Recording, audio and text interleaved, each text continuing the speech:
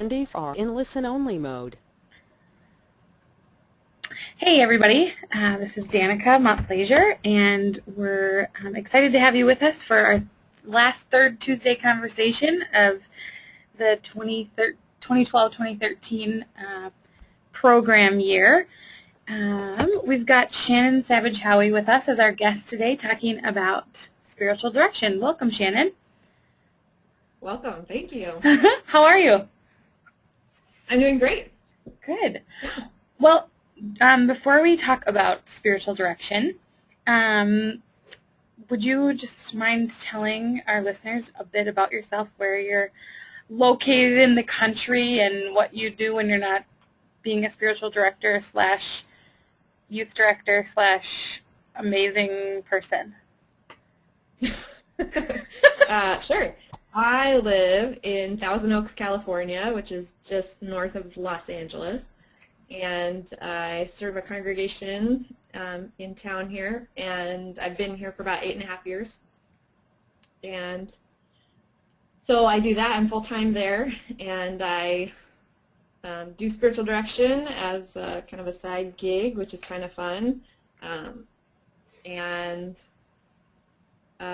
Let's see, what else? I'm a mom. I have a really fun 18-month-old son who's the cutest thing in the world. He is pretty cute. And my husband travels a lot for work, so we are travelers, so we do a lot of fun trips and stuff, so yeah. And you have a ginormous horse of a dog. We do. We have a really sweet Saint Bernard named Boomer. He's a doll. He's pretty cute. But he's big.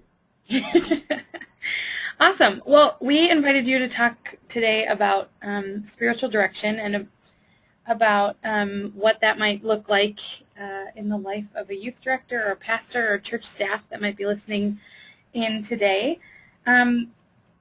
Just a quick reminder that people can join the conversation by typing their questions in the right-hand side of the box, or right-hand side of the screen, in the box that says questions. That way you can join the conversation, so don't forget about that. But Shannon, would you just tell us a little bit how you got interested in spiritual direction, maybe your first exposure to it, and sort of what led you down the path toward spiritual direction? Sure.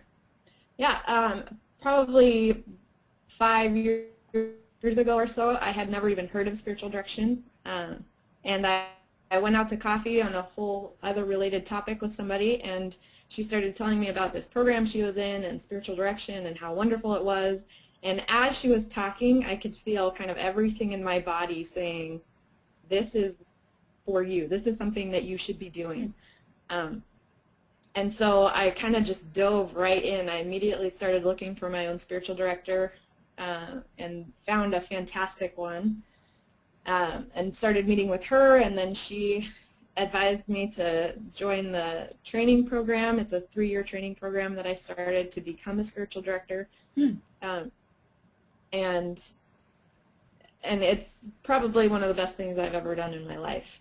I would say, there was probably just a 6-month period between my friend telling me about what spiritual direction is, finding a spiritual director, and starting the spiritual direction program, and it just kind of all fell into place, and everything happened as it was meant to.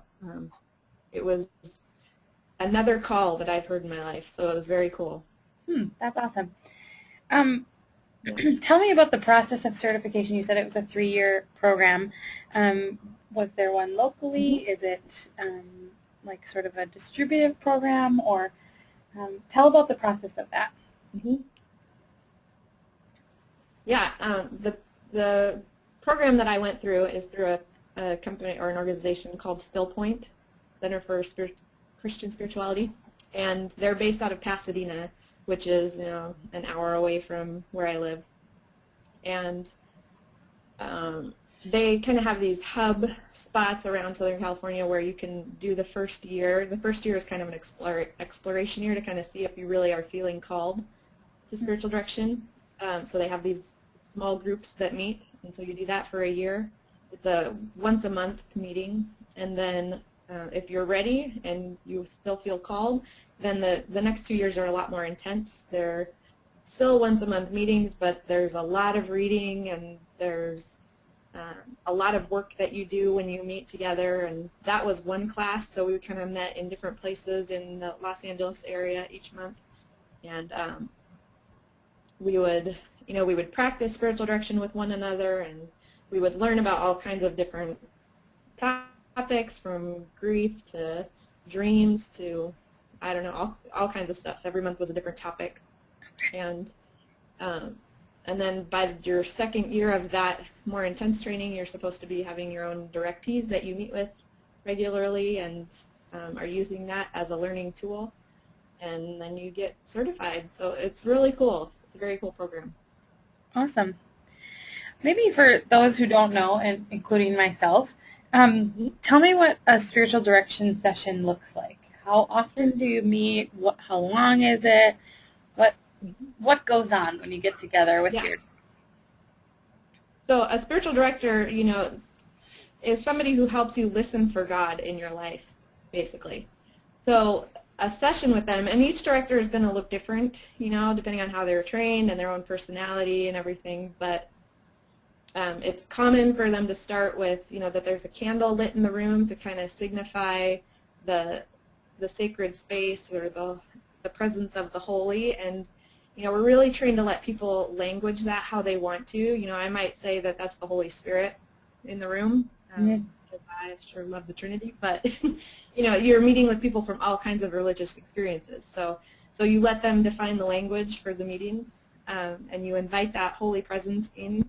And really the role of the director, most people who are spiritual directors don't like the word director, because really we're not making anything happen. We're there holding a sacred space and allowing God to kind of show up in that conversation and be what that person needs to be. It's a very, very cool experience to be in that space. But so it'll open with a prayer. Some people will do a reading of some kind, or and it could be a scriptural reading, it could be a poem, it could be anything just to kind of set the tone. It might start with silence, or you might spend the whole time in silence, depending on what the directee needs that day. And then the hope is that the directee kind of brings something with them that's kind of resting on their mind and their heart to kind of move the conversation, that there's something they're thinking about, and then you kind of go from there. And then you might close, with more silence or prayer or whatever else, but it's really to help them listen for God in their life, wherever they're needing that most at the time. Cool. So you said you open with a with scripture or a reading or something. Is that something that you as the spiritual director brings, or Right. something that the directee brings to the table?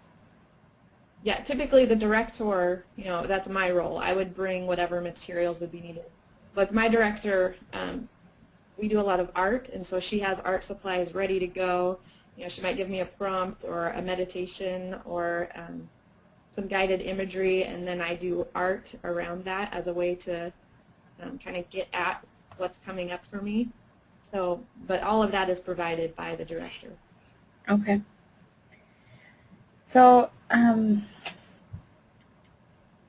does somebody know that they might be the word candidate is the only thing I can come up with, but who is a person who sees a spiritual director? What,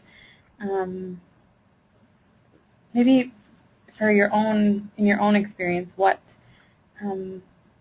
besides hearing about it, what made you make the step of contacting a spiritual director and deciding I think this is something that I need in my life? Or for people who are maybe on the fence about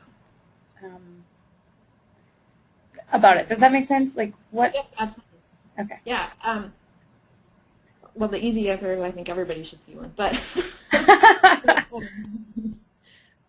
but the real answer is, I was drawn to it, especially as a person in ministry, because I'm tending to other people's souls all the time, you know, and Mm-hmm. it's a constant pouring out, and people in ministry know that. Mm-hmm.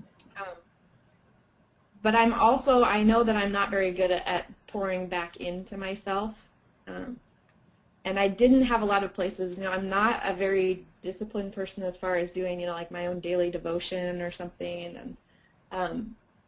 And so it's a way for me to connect. I connect a lot better through people, and I get spiritually fed through conversation. And so spiritual direction is very good for me that way, because I know that once a month I'm able to really connect and meet one-on-one with a person who is helping me, you know, really get at the root of my own spirituality. And it has transformed me as a person in ministry. Cool. And how often do you meet with people? Once a month or once every couple weeks? It depends on the person, you know, and what they're coming for. Uh-huh. Sometimes people come when they're in crisis, and so, you know, for them it might be just getting through that crisis, but it's also common that once they're through it, they kind of keep going because Mm-hmm. they see more value in it. But it might be, you know, working through grief or something. So it's possible that you could come every week for a short period of time.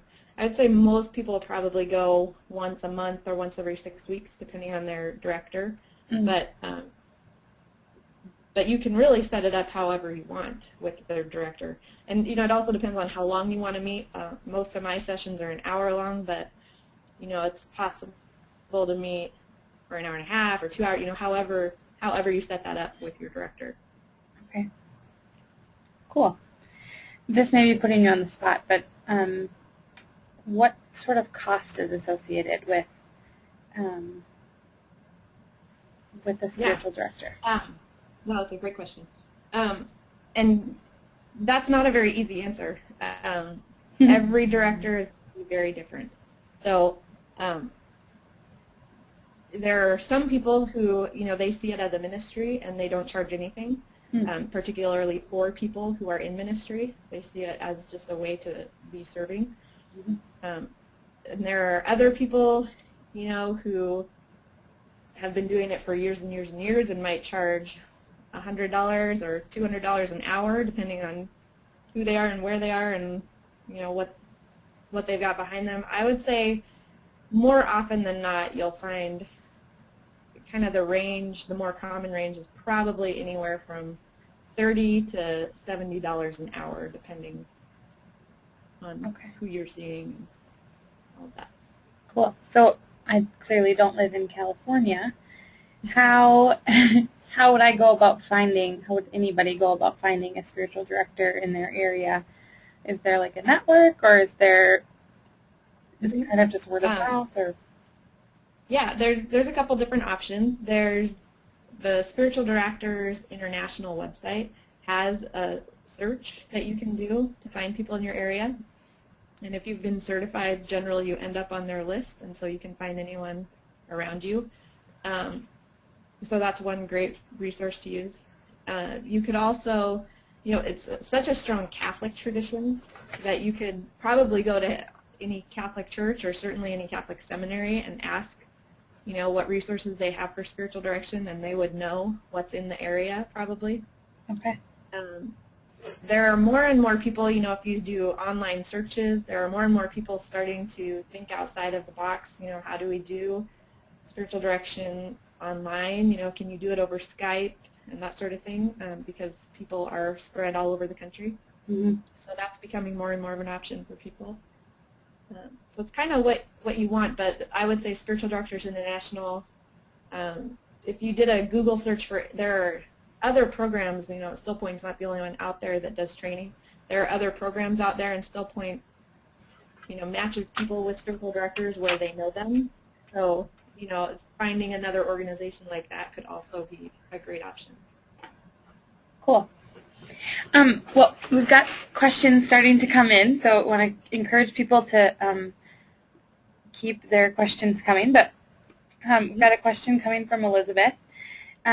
She's wondering if you have a specific philosophy. She's maybe hung up a little bit on that word, but for your own practice. You talked that each person directs differently, and so she's wondering about the way that you come at spiritual direction. Sure. For me, the first session with somebody is always a kind of getting to know you session and figuring out, how that person expresses themselves best. And so with one of my directees, it was clear that she really likes to talk things out, but she also does like to do some writing to get through some stuff. And so there are times where I will weave in kind of a writing portion for her in that. But I really, if somebody said they like to do art, I would kind of work that in. But I like to go with what has already worked for people and see how I can weave that in as a way for them to process. But also introducing, I really like to bring in poems. I'm a huge fan of Celtic spirituality, and so I like to weave readings from Celtic spirituality into what I do. But mostly, I would say I'm a listener, and so I really seek to hold the space. I try not to do a ton of talking when I'm with a directee. Okay, cool. Another question coming in. So spiritual direction is not just for people in crisis or at a crossroad. Can you say more about that? I think what they're trying to get at is it's not just for people who are struggling. Right, absolutely not.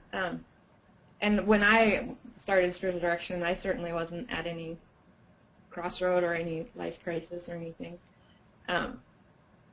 But I think for anybody who likes to explore their own spirituality and likes to ask the questions about life, even the daily things that are happening, the relationships that we're in all the time come up often in my own direction lesson or direction sessions, because God is in the midst of all of it. And so if you're somebody who wants to seek where God is in everything, then absolutely direction is for you, because that's what it's about, is finding God. And I have found that when things have come up that could have been a crisis or a crossroads or whatever, that because I have already been in direction, that it became a natural way for me to explore those things and to process them, and they didn't rock my world as much as they might have.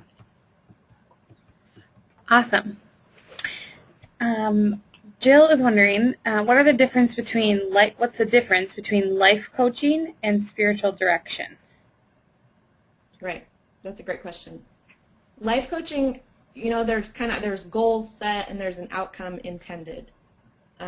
You're trying to achieve a certain thing. With spiritual direction, you're really just seeking to hold God's presence and to kind of live into that relationship. And so you're not trying, if a problem comes up, my job as a director is not to solve your life problem. It's to help you think about where God is in that, and to help you, reflect on it and see if maybe you hold your own answers, or if God is speaking into that situation with answers and just helping you listen better to what's going on. But I certainly don't ask you, what your life plan is and where we're headed or what's going to go on in the next 6 months. That's not the role of a spiritual director as much as a life coach. Okay. The second part of that question is it different, or how is it different than counseling? I mean, you talk a lot about the listening piece, but does that come up as a part of spiritual direction, or what do you think about that? Right, and certainly I'm not trained as a counselor, and so if I start to hear things in the sessions where I know that I'm out of my league, and this is starting to sound more like mental health, or this is starting to sound like addiction, then it's my role as a director to kind of bring that up and ask them, do you have resources for this? Is this an area you need to explore? Because this is out of my realm. But the difference really is kind of similar to the last answer, but I'm not trying to solve your mental health issues. Mm-hmm. I'm really just holding a sacred space, and so often it sounds like, well, what good is it? Are we not moving forward? Or because in the description of it, it sounds like what's the outcome? Is there no outcome?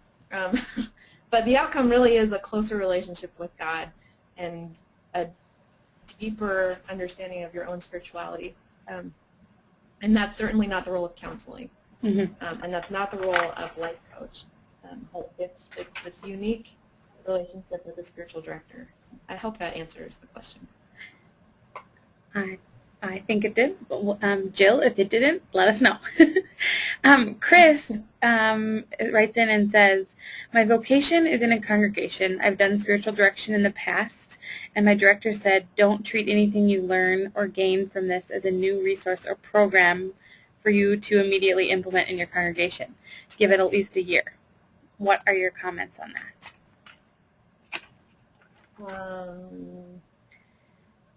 So what you learn from spiritual direction, not to implement that? Is that the question? It must be, yeah. Her director said, don't treat anything that you learn or gain from this. I would assume this means yes. She says yes.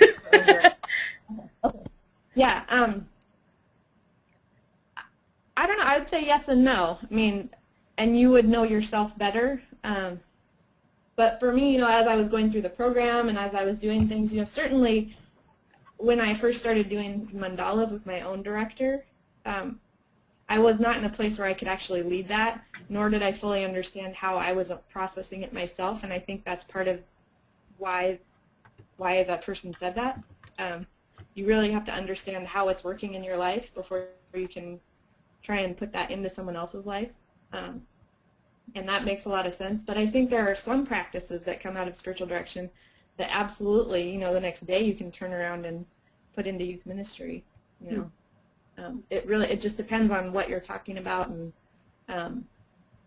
the trick of it is that you want to make sure that just because you think it's cool that you don't start processing what's coming out of it for you with your youth.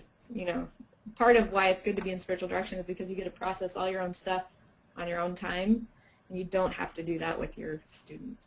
That's a good practice.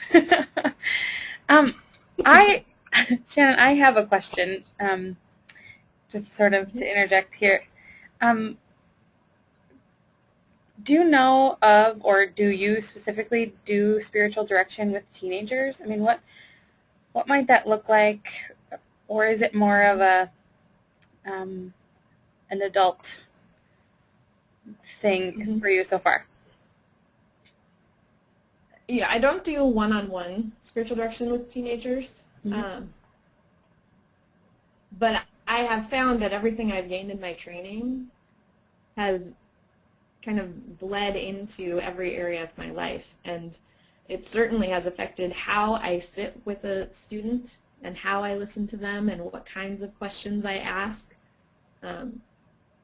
And so while it might not look like an official spiritual direction session, that I outlined before, certainly there is more spiritual direction happening in my conversations than probably before. And also, in the events, the group times where we're together, I think there's more of that happening. And some of that I'm not even necessarily being intentional about. It's just kind of part of who I am now. But other times I'm definitely intentional about how I'm weaving it in. But I absolutely think that teenagers are in a prime place to be asking these questions. They already are, and to be having these conversations, and they're so authentic about how they go about these conversations. They're kind of the best people to talk about it with, I think. Yeah. Their walls are smaller than the ones that the adults have. Cool. This is a great question coming in from Deb. She's wondering, what sort of practices do you use with teenagers? I mean, you've talked about the practices that you use, but could you give us some concrete examples about how you have infused that into your ministry? I think that's what. Sure. Yeah, the practices that you use. Yeah. some of this won't sound new to some of you because you've probably been doing it and whatever, but even the simple things of like doing highs and lows with teenagers is actually an ancient spiritual practice from centuries and centuries ago. It just wasn't called highs and lows, but but simple things like that of, and asking, where is God in that? It's the follow-up questions to that. Where is God in that? And I think sometimes we get caught in the energy of students, and at least I know for myself that sometimes I'm like, well, I'll ask God later.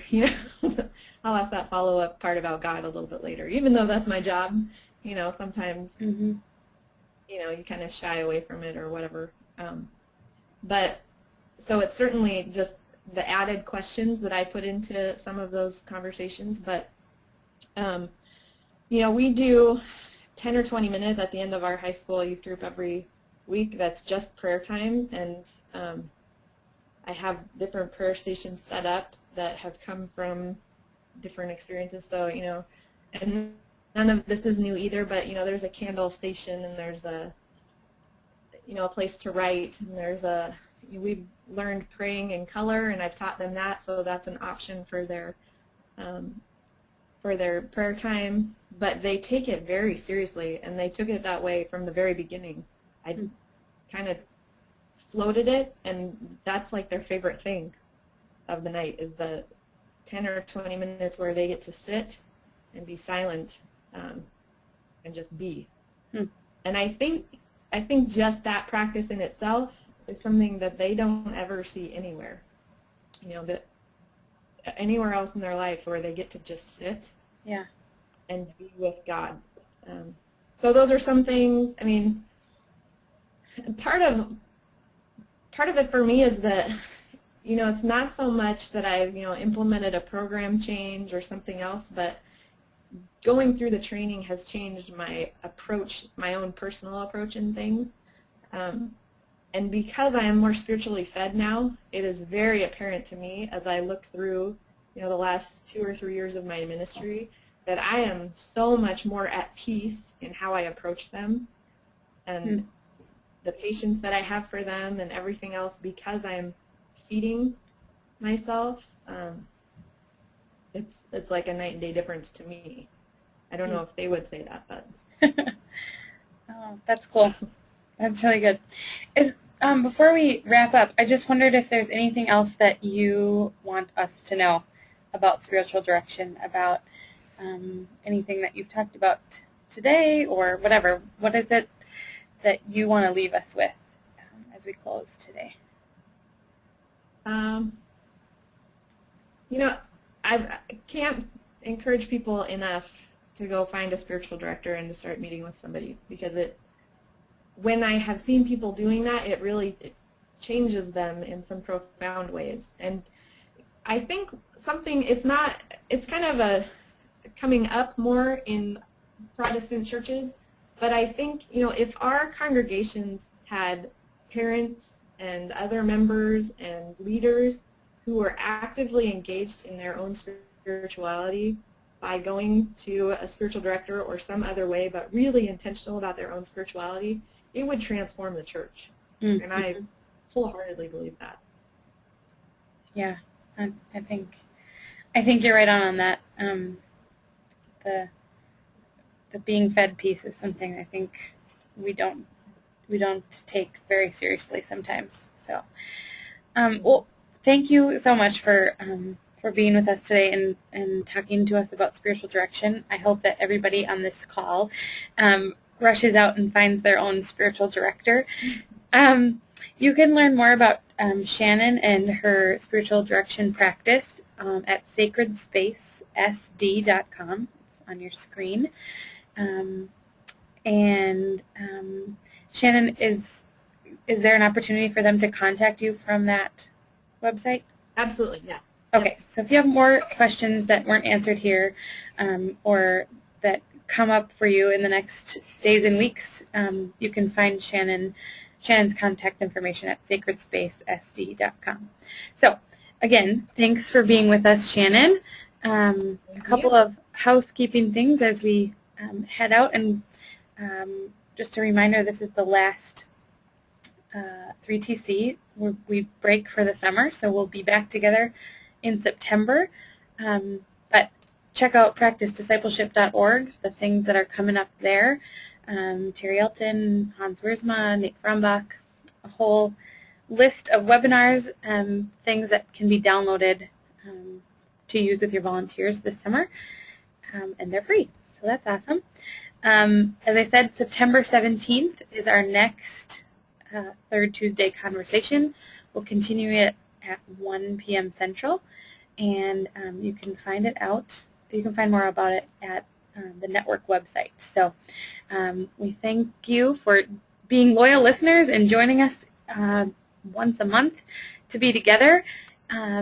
We hope that you have a great summer. Blessings on all the things that you'll be up to in the lives of kids and congregations this summer. So blessings on your ministry. We'll see you in September.